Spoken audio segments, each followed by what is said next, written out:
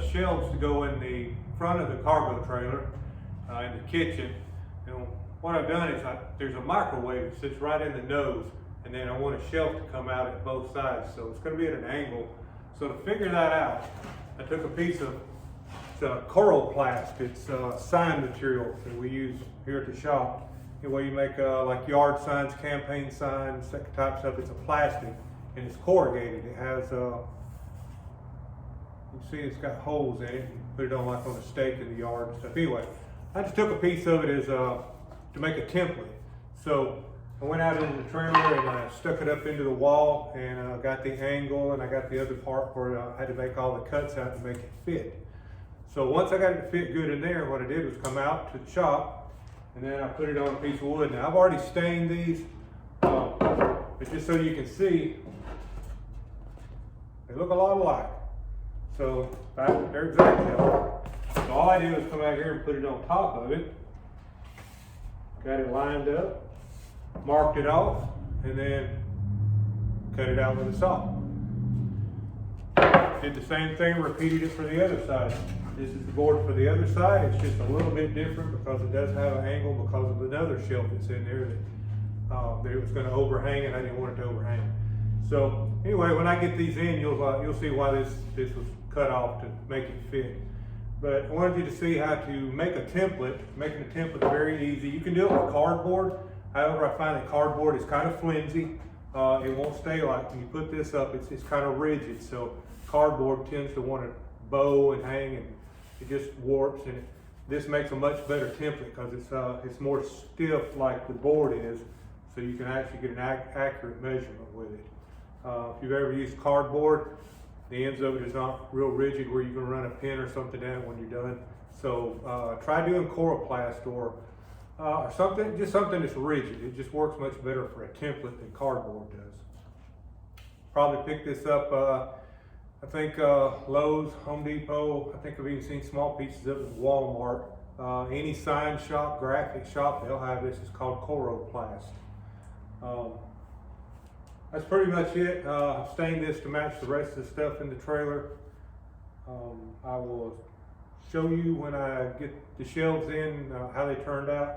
I've still got some rail I got a stain to put on the front of these. You'll see it looks like the other rail in there that I've got around the countertop.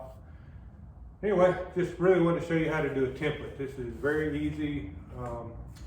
You can cut this 4 or 5 times, whereas you don't want to cut that wood 4 or 5 times. So anyway, try you a template the next time. Got the first shelf in, and as you can see, it comes out of the wall, and this is the angle with all the different cuts in it that I had to cut around. And it comes over into the microwave, and it was an angle cut also. So let me take you a little closer where you can see it. All right, this was all of the angles that had to be cut. And it comes down, and then you see that there's an angle back here. Still got to put a bracket between these two to hold them up. But I have put the 2 brackets in. These are the 2 brackets that support. And it goes around to the other ones that holds up the microwave. And it will continue on around to this side and end up at that shelf over there just above it. So let me get the other shelf up and I'll show you how that one looks. Okay, the shelves are installed. This is, you can tell where all the cuts were made. All of it flows nice and even. And even the cuts over here that were made turn out right. And I told you that you would see why I had to cut this one off different, and that is because it was overhanging that shelf and I didn't want to lose the space. I've got to go back now and find some more of this rail. I don't know if it's called ladder rail. I've heard it called all kinds of things. Anyway, got to find me a couple pieces, and I will put it up here and make it look just like the one below it. And then I'm not sure what the wife is going to store up there. She said something about plates and cups and that kind of stuff. So anyway, we'll see what it goes up there. But that's kind of how you do a shelf and how you make a template, and how to make it really turn out really nice with all of your cuts looking nice and neat and everything all nice and tight. But you can see it works out much better than cardboard does. So find you some kind of template that that works well for you. Again, I got to come back still. I haven't done it, but there's brackets goes between this to hold this up even. I just haven't put them on the hinge yet. Of course, this is for my grill outside, but we'll get this done, and I'll show you at the end. I'll get some more rail put on it, but really the whole video this time was more or less just to show you how to do a template and how to make them come out nice. Took me a long time to figure that out on my own. I've seen all the nice new gadgets on TV where you slide them up around the corners and all that kind of stuff, but I don't know, I'm just a simple guy, I guess. Just wanted to try to do it myself, and I know templates have been around forever. So anyway, hope you enjoyed this. If you like it, if it was helpful, make sure you subscribe, give us a thumbs up, ring the little bell if you want to see more tips in the future or how I do things. Might also notice the backsplash. It is not only not real rock, that is a sponge type insulation that peels and sticks to the wall. And I've put it on a couple of walls. And my wife is going to kill me for showing you how messy it is in here right now because I'm working in here. But also doing a upgrade on the lithium. It's about to get 2 more of these batteries. I will do a video on that also. That's going to put us at about 600 amp hours at 24 volts. That's pretty good. But anyway, did around the fireplace.